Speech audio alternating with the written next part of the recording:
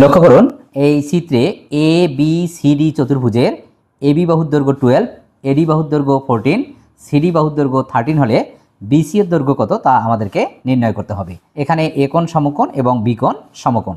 আমরা যদি ডি হতে বিসি এর ওপর ডি লম্ব আঁকি তাহলে খেয়াল করুন এ বি ই ডি একটি আয়ত হবে। আর আমরা জানি আয়তের বিপরীত বাহু সমান, এডি সমান বি হবে, এডি 14 তাহলে বিও হবে 14 এবং এবি সমান ডি হবে, এবি 12 তাই ডিও হবে 12।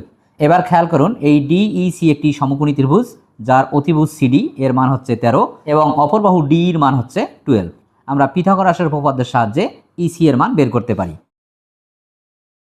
তাহলে খেয়াল করুন এখানে ইসি এর মান হচ্ছে 5, বি হচ্ছে 14 এবং ইসি হচ্ছে 5, 14 5 19 অর্থাৎ এখানে বিসি এর মান হবে 19। আশা করি বুঝতে পারছেন।